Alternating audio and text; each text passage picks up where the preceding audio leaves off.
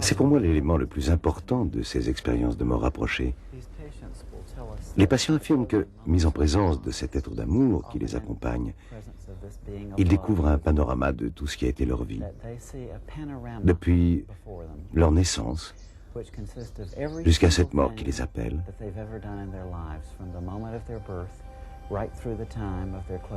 Oui, ils découvrent tout cela en un temps, non pas en séquence temporelle, mais dans une vision globale qu'il leur est très difficile de décrire.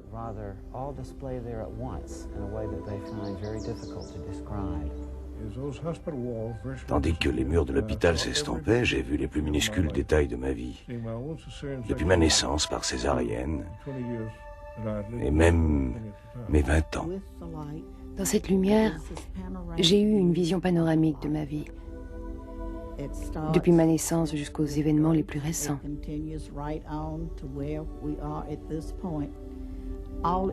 Une vision unique à laquelle je participais en la regardant.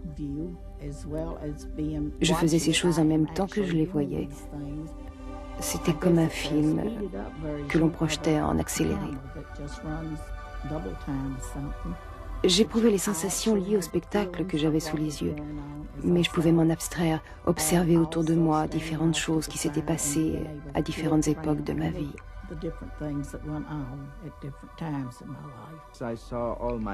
J'ai vu défiler mon existence dans une dimension que je ne peux décrire.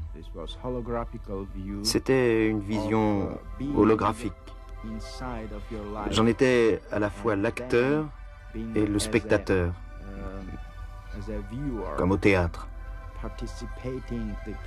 C'est vous et vous savez que c'est vous que vous voyez. À Disney World, il y a une attraction semblable. Vous êtes assis dans votre siège, la projection vous environne et vous avez l'impression que vous participez à l'action. Lorsque l'image reproduit une chute, vous avez des frissons.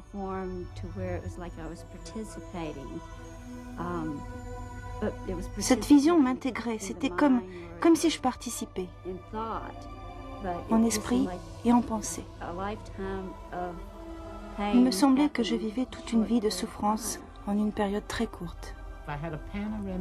C'était une vision panoramique. Chaque sentiment, chaque pensée, chaque action, le tout simultanément. Dès le début, j'ai pris conscience de la manière dont j'avais influencé ceux que j'avais rencontrés, de mon interprétation des choses, de celle des autres, de la manière dont ils en avaient été affectés. Comment juger tout cela avec du recul? Toute une vie comme un livre ouvert. Imaginez l'ensemble de votre existence comme un étang et chaque acte de votre vie comme un caillou que vous jetez dans l'eau. Chaque caillou qui frappe la surface crée des ronds dans l'eau. Ces ronds empiètent les uns sur les autres, de même que chacun de vos actes a des répercussions sur la vie de vos proches.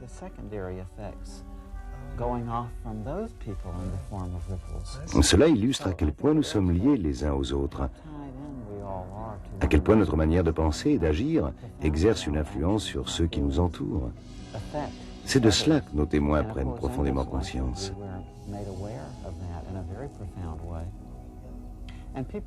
Les témoins précisent que cette vision accélérée ne restitue pas nécessairement les événements qu'ils s'attendaient à revoir. À ce qu'ils croyaient essentiel, se substitue souvent un geste altruiste, oublié depuis longtemps.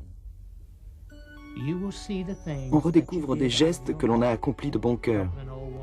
Aider une vieille dame, relever un enfant, secourir un inconnu, des actes accomplis sans calcul, sans arrière-pensée, par simple bonté.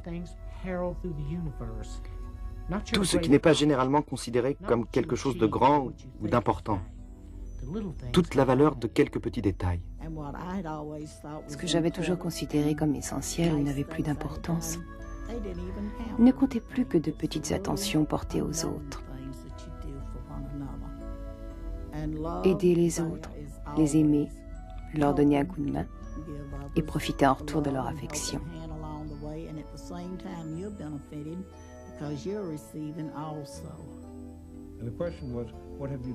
Sa question était, qu'as-tu fait d'estimable dans ta vie? Ce panorama me laissait espérer que j'avais accompli quelques actes positifs. J'espérais bien sûr qu'il ne remarquerait pas trop ce que j'avais pu faire d'un peu embarrassant dans ma jeunesse. J'ai dit j'ai été scout. Il m'a répondu, tu en es fier? Il insistait pour que j'avance quelque chose de vraiment tangible. J'avais compris. Il souhaitait savoir si j'avais appris à aimer mon prochain de la même manière absolue dont il m'acceptait.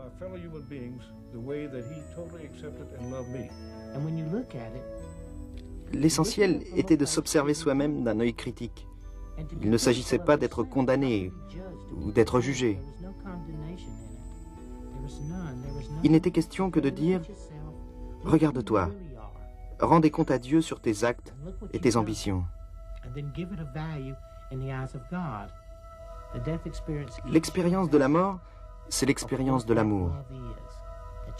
Celui que l'on reçoit et celui que l'on donne. On découvre en soi quelque chose de plus noble et de plus généreux qu'on ne l'avait imaginé. Ces témoins affirment aussi que l'être auquel ils se trouvent confrontés est intéressé par le savoir qu'ils ont acquis au cours de leur existence. Toute scène de leur vie contient une leçon ou un enseignement quelconque qui suscite son intérêt et lui inspire des commentaires. Même après notre mort, le processus d'apprentissage se poursuit. Ce que nous apprenons ici-bas, nous l'emportons avec nous.